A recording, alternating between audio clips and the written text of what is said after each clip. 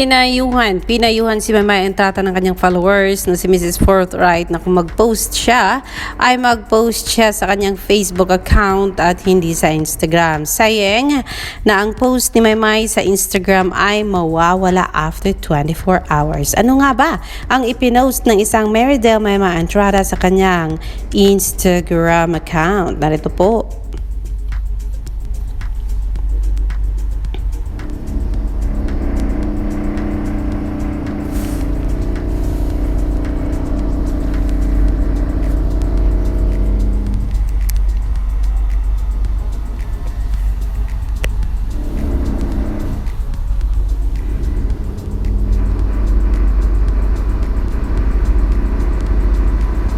Mahigugma inday, di tayo lagi nasasaktan. Lahat na lang ay kalabag, may tao din na para sa'yo. Kapit lang dahil darating din yun. So ayun, Mama Entrata is posting Chada Mahigugma at i-presave nyo daw. Or you pooped? You didn't. So ayun, Mama Entrata is posting Chada Mahigugma. Presave nyo daw ang kanyang link at inilagay niya ito sa kanyang Instagram, mga kaibigan, Instagram account. And then ayun, Chada, my lyric video pa.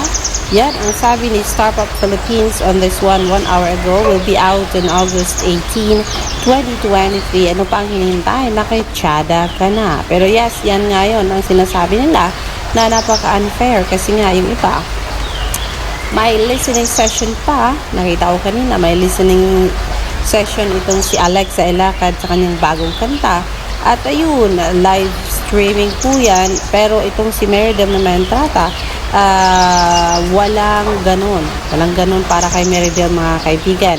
Siguro dahilan sa napakinggan na natin itong Chada Mahigugma sa 1MX London. Pero wag pa ganun pa man.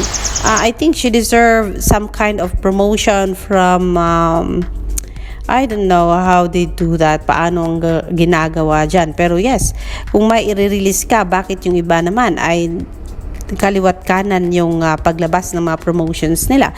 But then when it comes to Maymay, ay talagang sinasabi natin parang nauuhaw tayo sa ganong klaseng atensyon from the management. Pero yes, sabi nga ng iba, ito daw ay dahilan sa may mga kinikilingan at may mga favorite ang mga manager niya, kung kaya ngayon ay ito medyo, ang alam ko lang, itong si Alexa Ilacad ay isang management lang sila na si Miss Love Kapulong with Meridel Mama Entrata and Edward John Barber. So I think the best thing na dapat gawin ni Maymay ay it's either kung may time man siya, mag-live streaming din siya sa kanyang Instagram, sa kanyang Facebook, sa kanyang TikTok o sa YouTube account para maipaalam sa sangkatauhan ang kanyang paparating na single na Chada Mahigugma. Yun ang sinasabi ko. Kaliwat kanan ang promotion at post ni Mr. Rock Santos when it comes to Alexa and Bel Mariano and Startup Philippines with Angie Salvacion and Tarsha Rickards.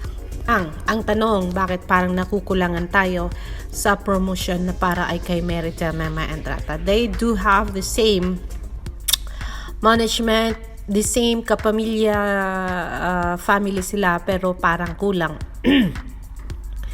At hindi natin alam kung bakit ganun kalaki ang bias nila sa kanilang mga artista. So yeah, I think all we need to do is to just do what is needed and try what we can do para sa bagong single ni Mama Entrata. Yun ang sinasabi ko dahil sa may nakikita tayong mga tawag dito, mga live streaming sa iba, may pa-post ng pa-update ng mga video making, recording, may pa-video silang post niyan. Tapos may tawag dyan, may gawa-gawa pa sila ng kung ano-anong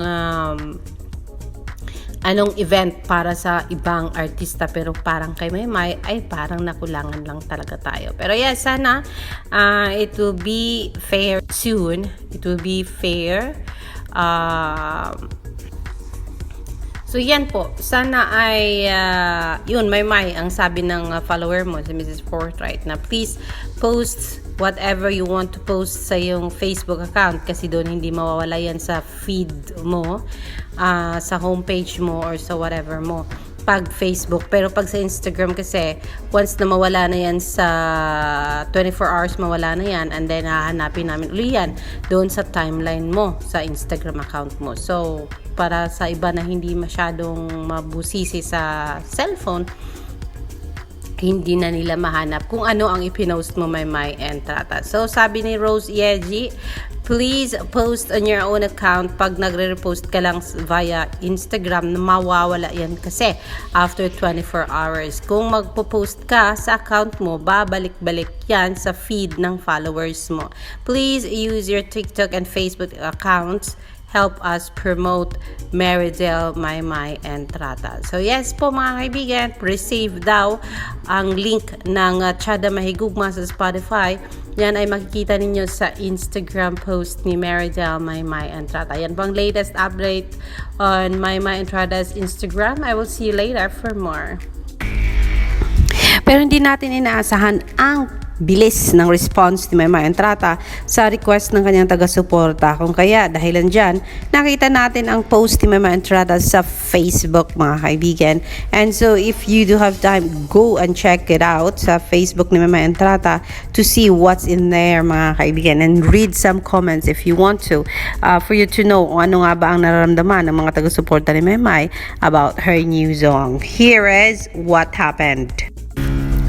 Mabilis pa, sa alas 4 ang reply ni Maymay. Kung kaya, yes, thank you Maymay, at nagbabasa ka pala ng mga Twitter tweets sa Twitter world ng mga taga-subaybay mo, and ayun, nakinig ka naman, kaagad-agad ay nag-post ka. Maymay Entrata, pinakinggan ang request ng kanyang mga taga-subaybay na yung post niya sa Instagram ay i-post niya sa kanyang social media accounts. Kung kaya, ang pag-post niya ng Tiyada Mahigugma, please save the draft daw or pre-save ng kanta ay pinost niya na sa kanyang TikTok account, ipinost niya na sa kanyang Twitter account, at abangan natin, may post din niya yan sa kanyang Facebook account. Ayun na. Merong hinanaing dito, pero babasahin natin yan may mamayang konti. Yung may ayun, hinanakit ni Rose Yeji, yung may release kayo bukas na kanta with your artist na ang dami na binigay na accomplishment sa inyo, pero di nyo naman ma-promote ng maayos, pero capable naman kayong ipa-hype ang project na wala pang release date. Pero hindi naman naging bingi si Star Pop doon, kasi nag-post din siya kamakailan lang ng post niya na may lyric video daw umano ang Tiyada Mahigugma, na ito ay i-release ng August 18. Pero yun, kulang lang ng pukpok. Kung minsan kailangan talagang pukpukin itong management ni at saka music label ni Maymay Entrata para mapansin ang tawag dito, ang dapat gagawin para sa ikagaganda ng release ng kanta ni Maymay Entrata. Pero yes, mga kaibigan,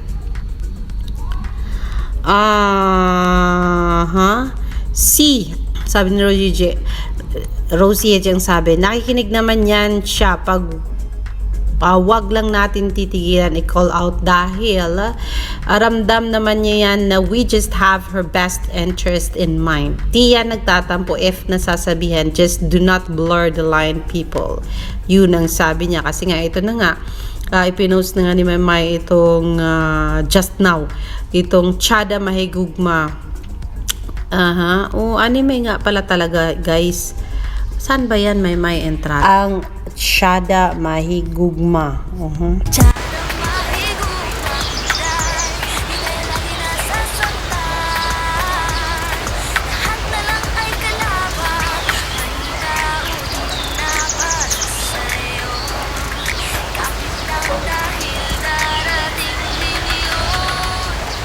Tiyada mahigugma, Tiyada Mahigugma Inday ay ipinost ni Maymay sa kanyang Facebook account 27 minutes ago. Ang sabi ng kanyang followers, "Love you Maymay. Love you May. Galing talaga. Wow, galing." Ayun. Javier Villar Barcelona. Murag Fights Girl. Kaayo ni Nemo Brad. Yay, bago na naman na song Abangers lagi. Yun. Ito na nga ang sinasabi ng followers ni Mema Entrata na gawin yung ni-request nila na i-post ito sa kanyang Facebook account at sa TikTok account dahil marami siyang mga followers at tiyak mapapansin ito pag nag-follow ka kasi at nag-ring a bell ka ng isang account ay talagang magkakaroon ka ng notification. So yes, thank you Meridel Mema Entrata.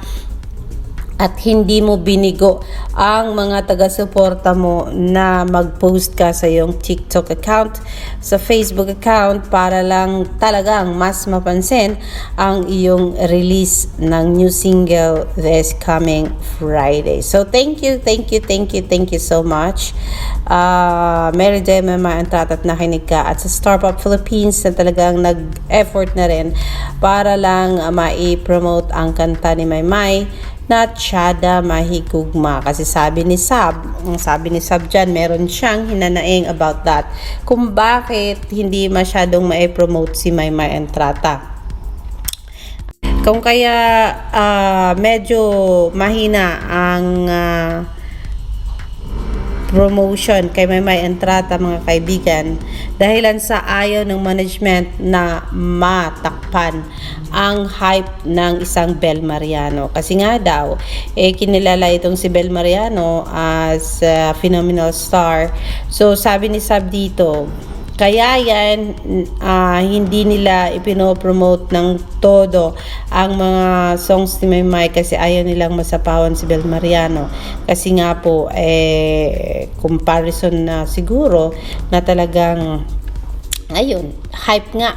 Ito nga yung pinaka-peak yata ng career ni Bel Mariano kung kaya dapat si Bel Mariano ang palagi nakikita ng mga masa at ng mga taong bayan. Pero dahil dyan, hindi naman bibitawan ng mga taga-suporta ni Maymay at naintindihan nila kung bakit medyo kulang nga sa promotion ang management on Merida Maymay Entrada's Tiyada Mahigugma. So,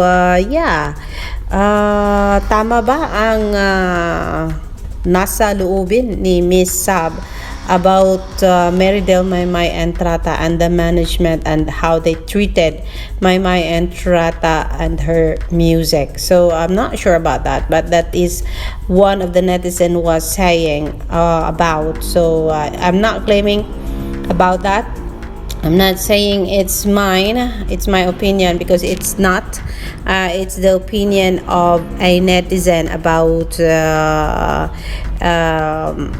the kind of treatment na natanggap ng isang Maymay Entrata kumpara kay Angie Sofasyon, kumpara kay Alexa Ilacad, and kumpara kay Bel Mariano. And so, let's see kung sa kalaunan ay mangyayari pa rin ba ang ganitong klaseng treatment or if they're gonna give Maymay what